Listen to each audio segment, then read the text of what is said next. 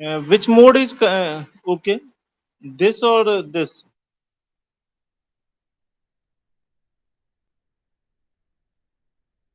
Siddharth, which mode is okay?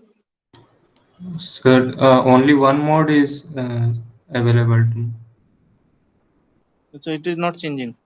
No, sir.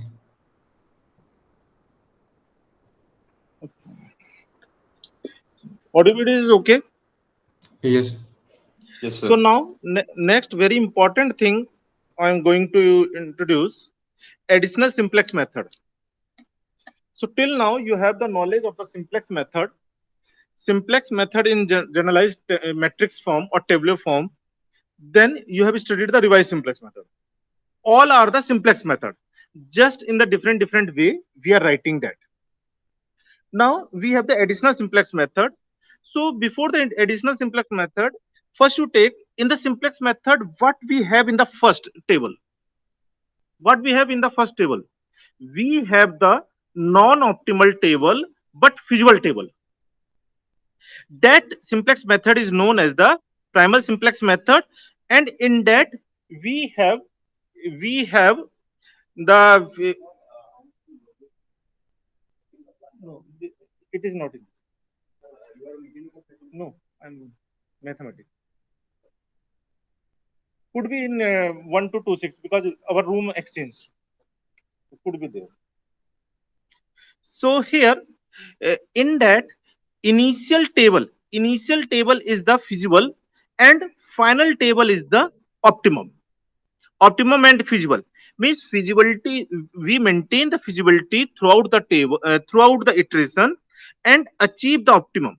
So whatever the simplex method till now you have studied, in that we start from the feasible and achieve the optimum solution. So that is a very important question in quiz. In primal simplex method start from where or end to what? Now, today we will study the two additional simplex method, dual simplex method and generalized simplex method. Dual simplex method start from the optimal, means first table is optimal but not feasible, right? First table is optimal but not feasible, and iteration by iteration we achieve its feasibility. That is the basic difference between the simplex method and dual simplex method. And generalized simplex method, in the generalized simplex method we start from the non-optimal and non-feasible, or you can say infeasible, non-feasible or infeasible, to that to the optimal, because in all we have to achieve the optimal and the feasible, optimal and feasible. In all we have to achieve the optimal and feasible. At last, in the generalized simplex method, initially in the in the very first table we have the non-optimal, non-feasible solution. In the dual simplex method we have the optimal solution but infeasible solution, optimal but infeasible solution. In the primal we have the non-optimal but feasible solution, and in all we achieve at last optimal to optimum and feasible. Clear the basic difference?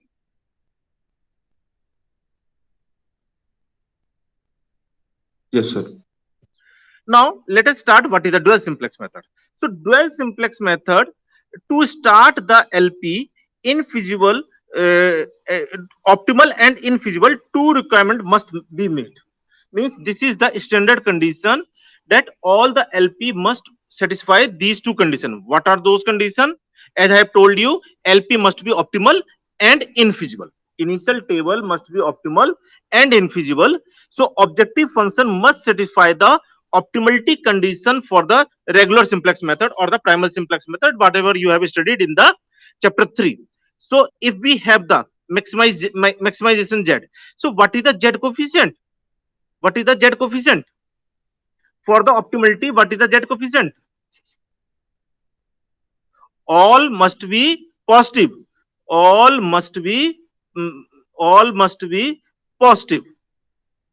Positive. Then only if anyone is a negative, then we say negative will enter. Similarly, in minimization of the Z coefficient,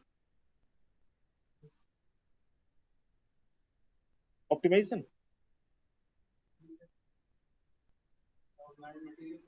Material science. So minimization. So here we have the Z coefficient, means all the Z coefficient must be negative. All must be the negative. Clear?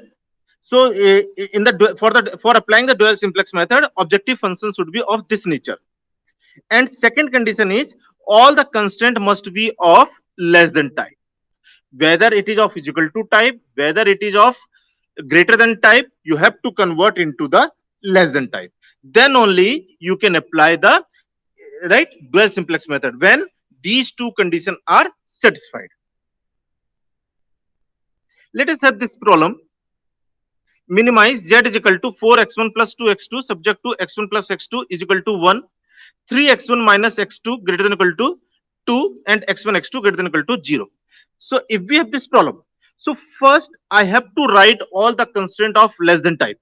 So to write the all the constraint in the less than type, this constraint can be written as x1 plus x2 less than or equal to 1 and x1 plus x2 greater than or equal to 1. Now, when we multiply with the minus sign in the second constraint, so first constraint will remain as it is. In the second constraint, when you multiply with the minus sign, it will become the less than equal to minus 1. The inequality sign will convert. And this will become minus 3x1 plus x2 less than equal to minus 2. So all the constraint are or all the constraint must be of less than type. And when we write this minimize, so z minus 4x1 minus 2x2 is equal to 0. So what is this? This is the minus 4, this is the minus 2, means this is the optimal. This is the optimal. And what is this? This is the minus 1, this is the minus 2. It means right hand side is the negative. It means this shows that it is the infeasible. It is infeasible. So whatever the requirement to start the dual simplex method, that it is satisfying. Clear this part? This is very important thing because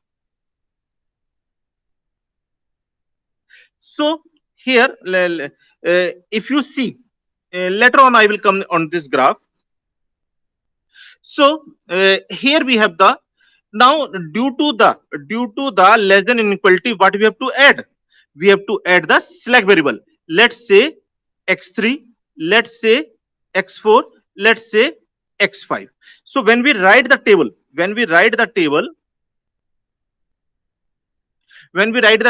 so here you can see this is the infeasible. This is infeasible. This is infeasible. And here we have the optimality for the minimization. Optimality, right? Optimality for minimization. These two are the optimality for the minimization. And x3, x4, x5 are the slack variable. So they will form the initial basic feasible solution. Clear the first table?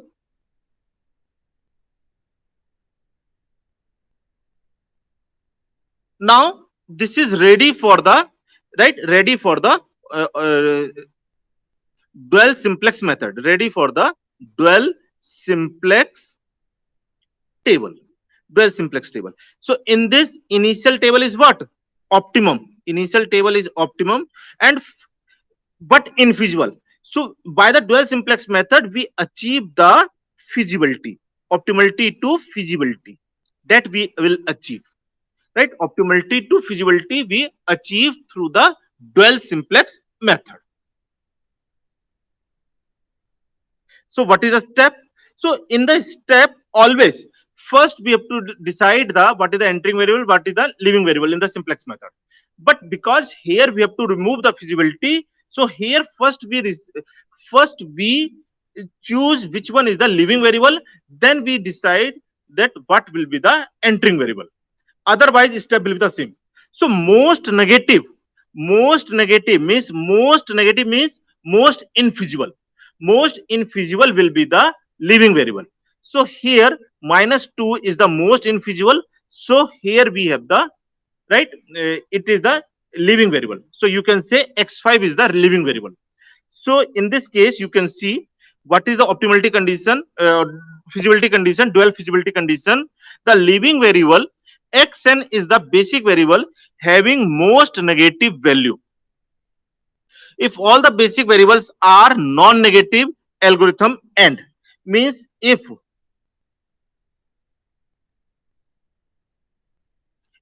all are non-negative, either positive or zero, if all are non-negative, then we say it is the last table. It is the last table. Clear?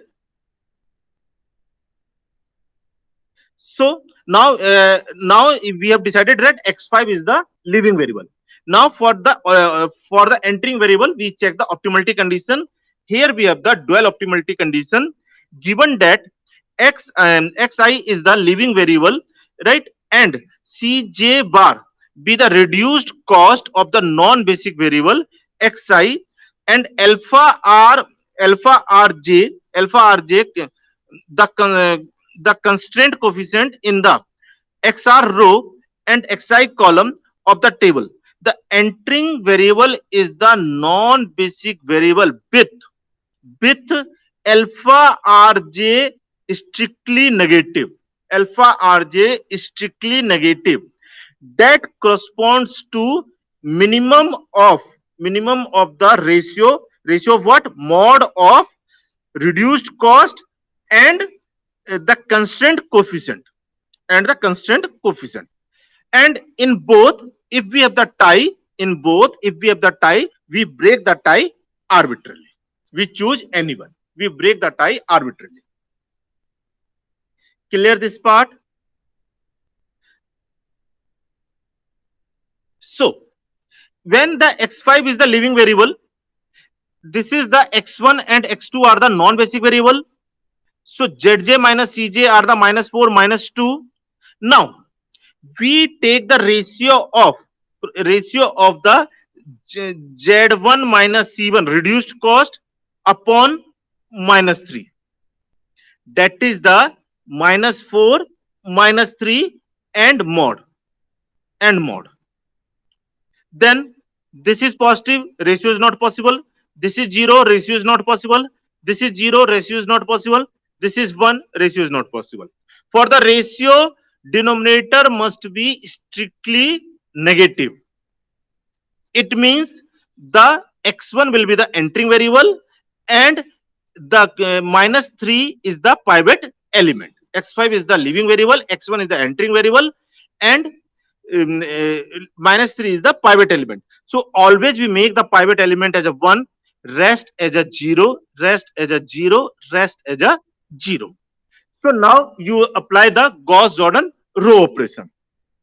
As you apply the Gauss-Jordan row operation, you will get this second table. Right? In place of the x5, now x1 is there. Again, we check the feasibility condition. So feasibility condition, this is the negative. So this will become the living variable. X4 will become the living variable since the presence of the negative right hand side. Negative solution, we say that x4 is the living variable because it disturbs the feasibility condition. So now here the non-basic variable are x2, and x5. So we take the ratio of zj minus cj and constraint coefficient of the corresponding to x4. Constraint coefficient corresponding to x4. So this 0 is not possible. This 0 is not possible. This is the positive, not possible. This is the negative. So here we take the ratio of -4/3 upon -4/3 modulus. Here we take the ratio of -4/3 upon -1/3 modulus. So naturally, this is the minimum. So as we have the minimum this, so what will happen? The x2 will enter and x4 will leave. So -4/3 is the pivot element. So when the -4/3 is the pivot element, So we this is the pivot element. So here we make it as a 1 and other as a 0, other as a 0, other as a 0 by the usual Gauss Jordan row operation. How we will make the y 1, right? By dividing by the minus 4 by 3. Then by the usual step you make other entries of that column as a 0. Now in this case, what is the status? What is the status? It is the feasible. What is the status? It is the feasible. And what is the status? It is the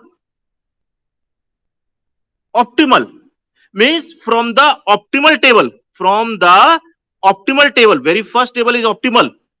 We have achieved the feasibility. That is the dual simplex. Now this is the answer. So you can say x1 is equal to 3 by 4, x2 is equal to 1 by 4, right? So z is equal to 7 by 2. That is the answer. Is there any doubt, query?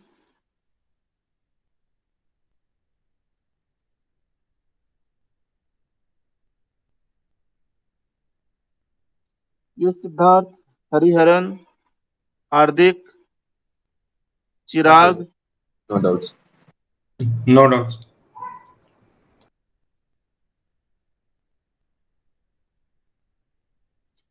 Now, so here, if you see the graphically, what is happening?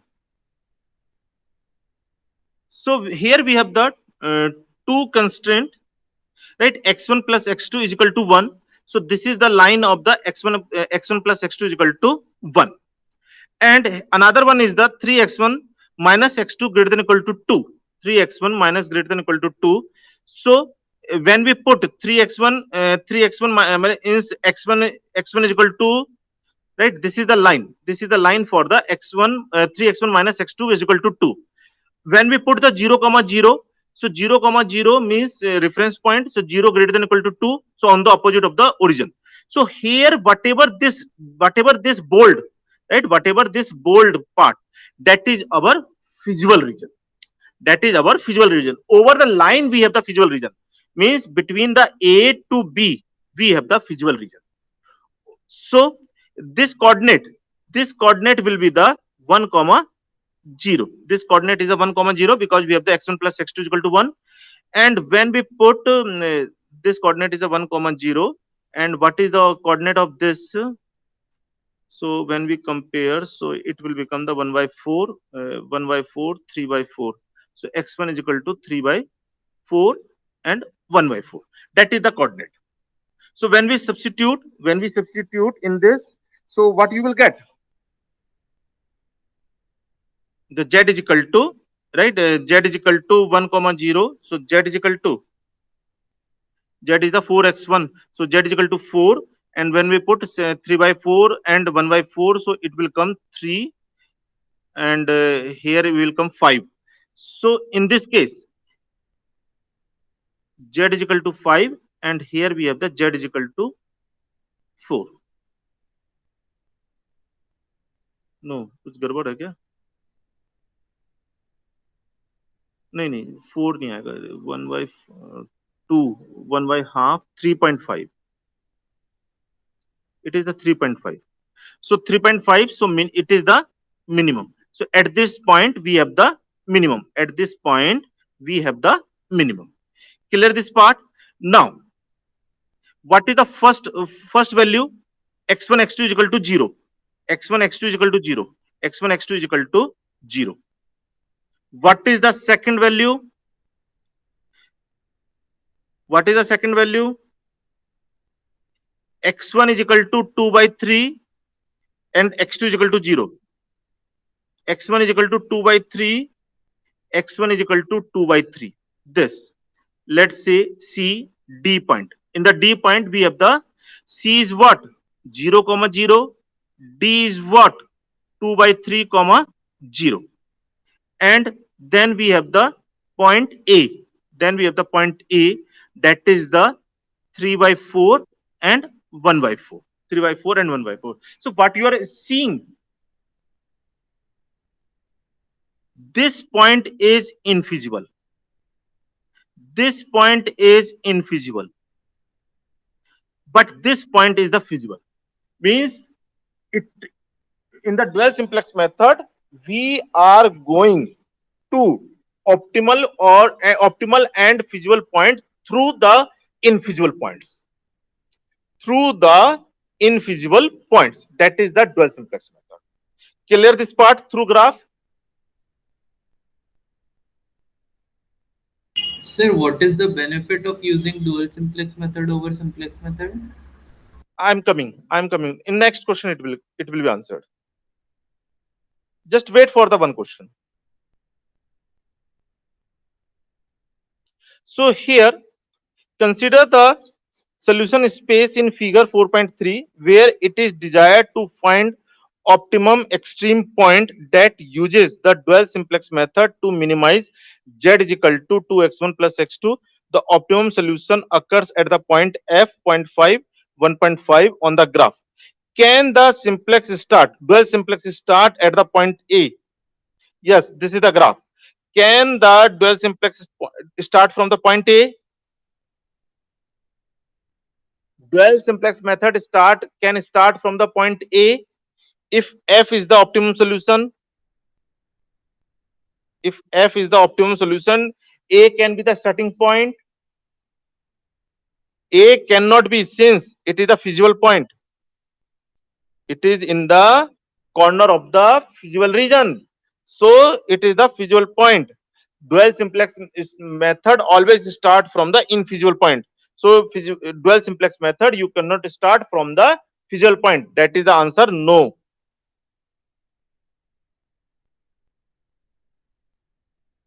Right? No, because A is feasible. Now, if the starting basic infeasible but better than optimal solution is given by the point G, would it be possible for the iteration of the dual simplex method to follow the path GEF? So, can we go through the GEF? In GEF,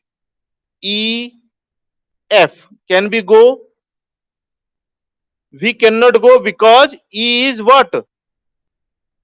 Feasible point. For the dual simplex method, always we have to go through the infeasible points. Only at last it must be the feasible and the optimal. So no, because E is the feasible. Dual simplex iteration remain infeasible until the last iteration is reached.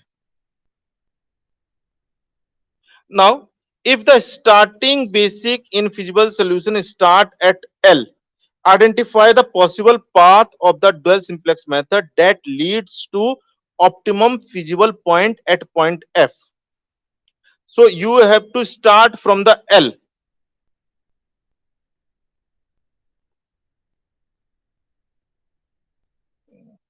Yes, you have to start from the L. So what will be the possible point to reach the F through the infeasible? It is the LIF, right? LIF. So it is the LIF. One more thing, very important thing you have to note here. In case of the minimization, this zero is better solution, better optimal solution. This 8 by 3 is more is also better solution than the 7 by 2. Then the 7 by 2. Always in the dual simplex method, we start from the better optimal solution. Better optimal solution, and iteration by iteration, we reach to the optimum solution. Clear this part? These are the few important notes. Right now, I'm coming to your answer, whatever you have asked. Well, it should be वैसे तो clear by the steps, whatever the steps I have told you. In that, it is clear that why we prefer the dual simplex method over the simplex method. But here I'm showing by the example. Solve the following LP in the three different ways. Use Torah for the convenience. Which method appears to be most efficient computationally? Right? In this question, you have the answer. You will find your answer. Clear? Now minimize z is equal to 6x1 plus 7x2 plus 3x3 plus 5x4 subject to 5x1 plus 6x2 minus 3x3 and so on greater than equal to greater than equal to greater than equal to, and all the variables are greater than equal to 0. This is the question. Now if you have to apply the primal simplex method, how you can apply? What you have to do? Give me the steps. Give me the steps. S1, S2, S3, R1, R2, R3. It means number of constraints will be 3. Number of variable will be 4 plus 3 plus 3. Total 10. Clear? So if you apply the primal simplex method, or M method, here we have the 4 decision variable, 3 surplus variable plus 3 artificial variable and 3 constraints, and we have to go through the tough M method, because there we have the M in the calculation, so you have to go with that. What can be the another approach? You solve, you write the associated dual variable y1, y2, y3. So when we have the y1, y2, y3, at that time, what is the dual problem? Dual problem will become the maximize w is equal to 12 y1 plus 10 y2 plus 8 y3 subject to now how many constraint we have? We have the 4 constraint, and since this is the maximization, so less than equal to 6, less than equal to 7, less than equal to 3, less than equal to 5, and all the y1, y2, y3 are greater than equal to 0. Now this is the dual problem. So when we solve the dual problem, here you have to add the slack variable s1, slack variable s2, slack variable s3, slack variable s4. It means by converting into dual problem, we have not to go through the artificial variable. Just by adding the slack variables, you can apply the simple or primal simplex method. Clear this part? What I want to convey, it's clear? Yes, sir. Now when we have this, so in this case, just you multiply with the minus 1, just you will multiply with the minus 1, just you multiply with the minus 1. So on the right hand side, we have the minus 12, minus 10, minus 8. All the constraints are of less than type. Problem is of minimization. So this can be written as z minus 6x1 minus 7x2 minus 3x3 minus 5x4. So optimum in case of the minimization, optimum in case of the minimization, optimum in case of the minimization, optimum in case of the minimization. And due to the minus 12, right, due to the less than minus 12, less than minus 10, less than minus 8, it is the infeasible. Means you can apply the dual simplex method. For applying the dual simplex method, what you have to do? You have to add the slack variable, you have to add the slack variable, you have to add the slack variable. So it means total number of the variables will become 4 plus 3. Only the 7 variables. 7 variables are in the second method also. Only the 3 constraint, right? So in the first method we have the three constraint. So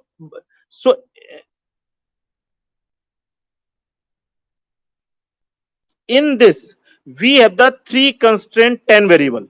In the first method we have the three constraint 10 variables with m method. In this we have the means in this we have the seven variables, four constraints, seven variables, but you have to first convert into the dual problem.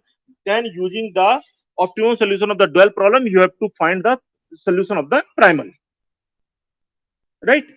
But as you apply the dual simplex method, you have to go through with the four variables and three constants only.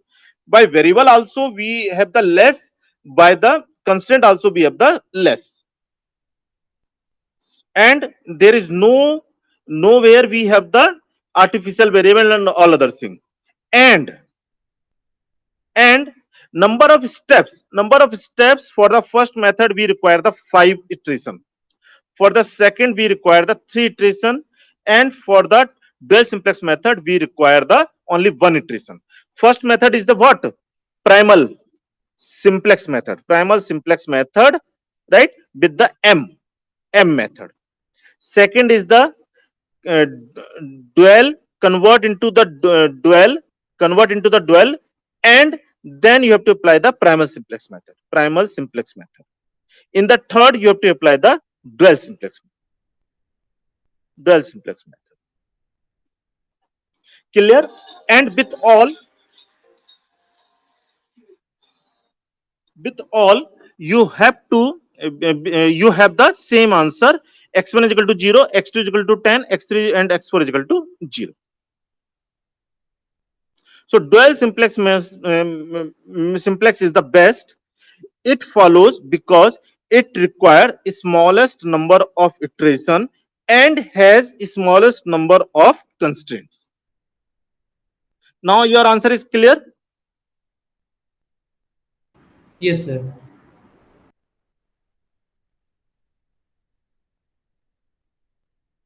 Now next we have the generalized simplex method. So in the generalized simplex method, what we have? Initially, in the generalized simplex method, initial table is non-optimal as well infeasible, as well infeasible. So through the generalized simplex method we can achieve the optimality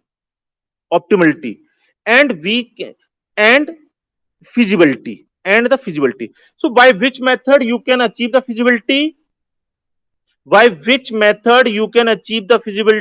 the infeasible solution to infeasible solution? See, common when we have the primal simplex method,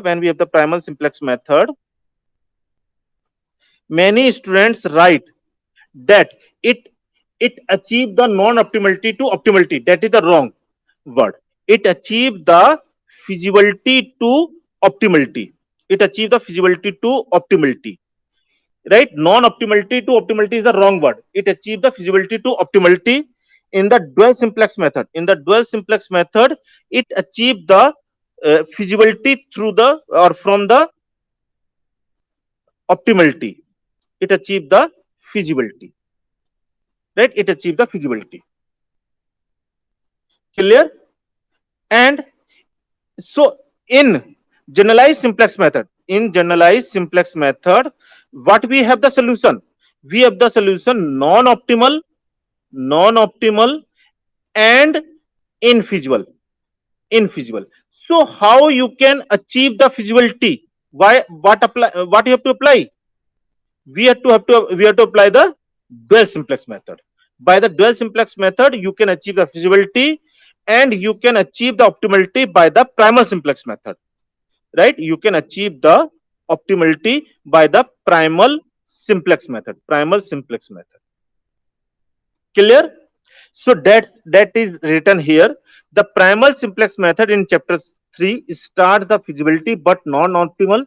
Dual simplex in section 4.4.1 better than the optimal but infeasible. What is the LP that starts both non-optimal and infeasible? So in that case we apply the generalized simplex method. So in the generalized simplex method is nothing. It is a combination of the primal simplex method and the dual simplex method. Through the primal simplex method, we achieve the optimality. Through the dual simplex method, we achieve the feasibility. Let us have this problem. Maximize z is equal to 2x3 subject to minus x1 plus 2x2 minus 2x3 greater than equal to 8 minus x1 plus x2 plus x3 less than equal to 4, 2x1 minus x2 plus 4x3 less than equal to 10. So this can be written as z minus 2x3 is equal to 0. In case of the maximization, minus 2 represent in case of the maximization, minus 2 represent non-optimal, and here if you multiply with the minus sign, so it will become x1 minus 2 x2 plus 2 x3 less than equal to minus 8. This minus 8 shows that it is infeasible. So this problem is non-optimal. You cannot apply the primal simplex method. This problem is infeasible. You cannot apply the dual simplex method. You have to go with the generalized simplex method. So this is the very first table. Here you can see this is the sign of the infeasibility. This is the sign of the non-optimality. So first we remove the infeasibility. Whenever we have this situation, always first we remove the infeasibility, because there in case of the optimality condition we have taken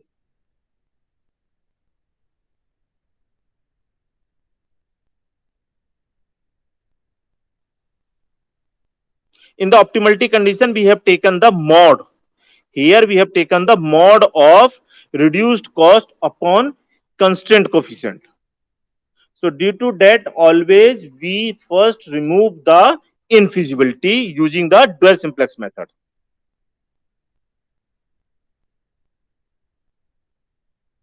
So means this is the living variable. When this is the living variable, this is only the strictly right. This is only the strictly negative constant coefficient. We take the ratio of 0 upon minus 2. 0 upon minus 2, that is the 0. It means this will become the pivot element. So as this become the pivot element, what is the first step? We have to make it 1. We have to make it 0. We have to make it 0. We have to make it 0. That is the 1, 0, 0, 0, and x2 as a basic variable. Now feasible, because right hand side are non-negative, 0 or positive, non-negative. So it is now the feasible. Now you can apply the primal simplex method, and primal simplex method so many times you have done, right? Means most negative will enter, x3 will enter, then you take the ratio 0 upon 2, 14 upon 3. So 0 is the minimum ratio. So that will be the pivot element. So as you make this as a 1, you make it 0, you make it 0, you make it 0. So basic variable will be the x2, right? Basic variable will be the x2, x3, and x6. So you will get the final answer. That is the generalized simplex method. Means in the generalized simplex method, first we achieve the feasibility through the dual simplex method, then we achieve the optimality through the primal simplex method.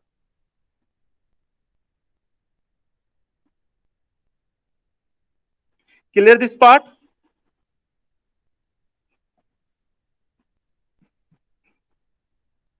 Clear this part?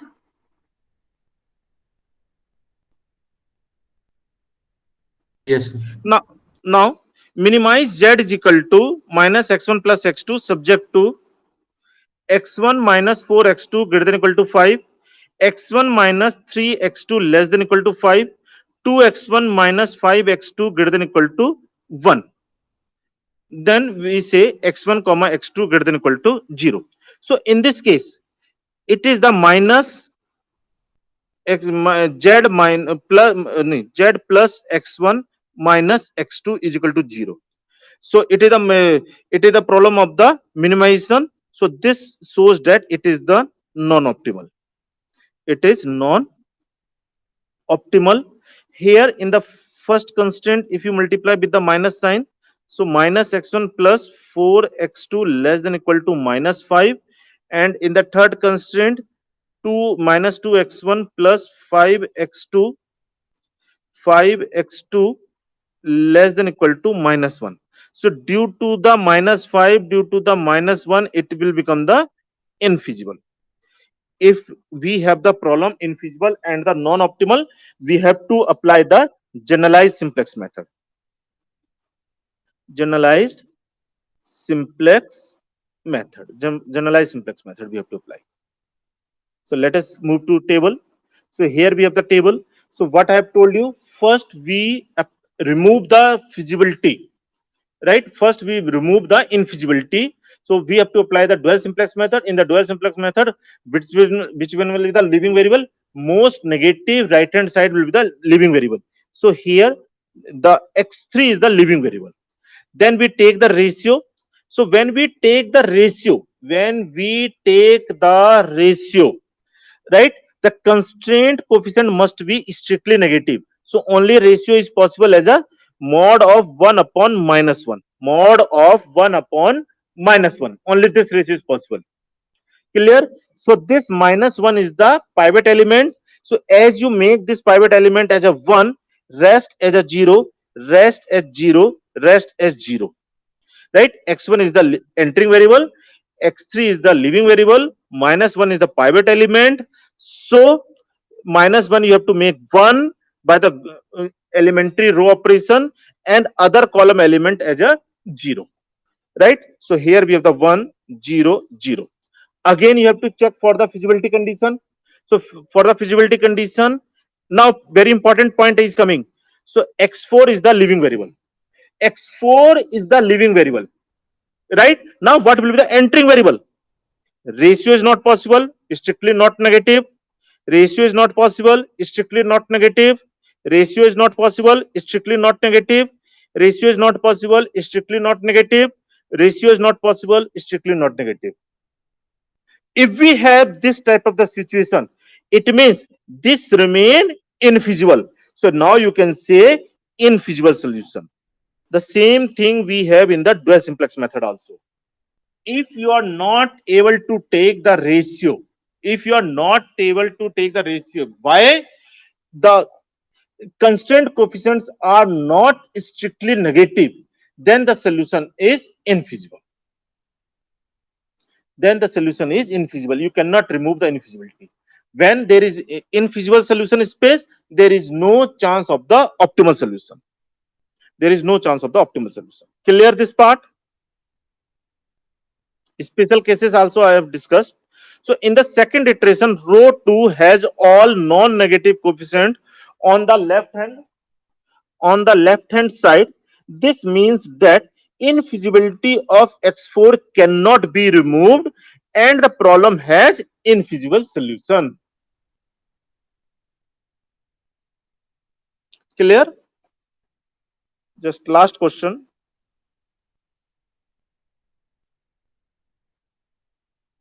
Let us have this problem. Maximize z is equal to 2x3 subject to following constraint. So if you multiply in the first one by the minus 1, so x1 minus 3x2 plus 7x3 less than equal to minus 5, and this will give you z minus 2x3 is equal to 0. So minus 2 implies non-optimal, and minus 5 implies infeasible. Clear this part? So here we have the first table. So in the first table, what we have to do? We have to remove the infeasibility. So we remove the infeasibility. So here x4 is the leaving variable. Only this is the strictly negative negative constant coefficient. So we take the ratio 0 upon minus 3, that is the 0. So you can say x2 is the entering variable, x2 is the entering variable, x4 is the leaving variable, then minus 3 is the pivot element. So you have to make it 1, you have to make it 0, you have to make it 0, you have to make it 0 by the Gauss-Jordan row operation. So you will get the another table. In the another table, again this will become the infeasible. So this is the leaving variable. So here the x5 is the leaving variable. Now we take the ratio. So ratio only, this ratio is possible because here the minus 2 by 3 is the strictly negative. So we take the ratio. So when we take the ratio, what we have to do? We have to make it 1, we have to make it 0, we have to make it 0, we have to make it 0. That is a 0, 0, 1, 0. That we have to do. In performing this, you will get the right hand side all are the feasible. They are the feasible. Then you have to apply the primal simplex method. So when we apply the primal simplex method, most negative will enter.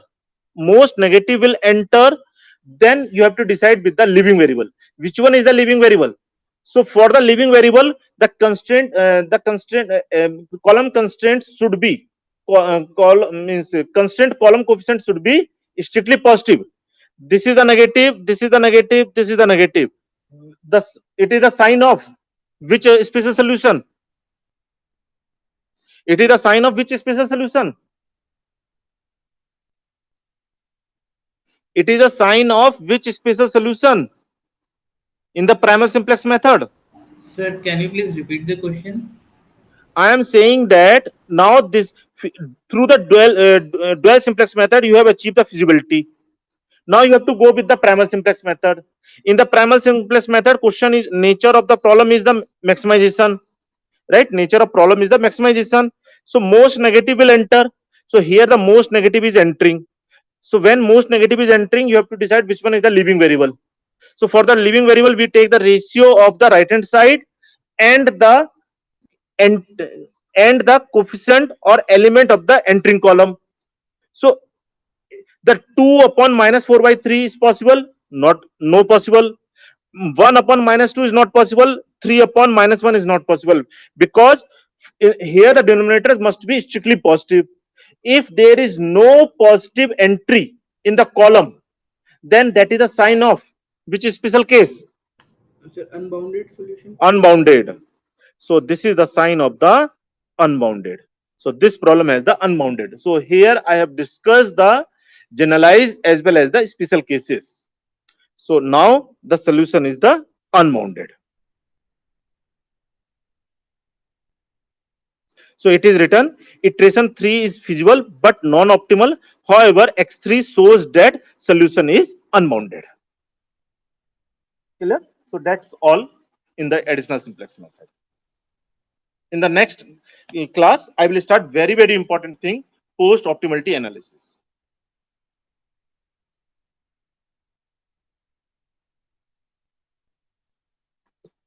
Clear? Any doubt? No, sir. Thank you, sir. Thank you, sir. Welcome. Thank you, sir.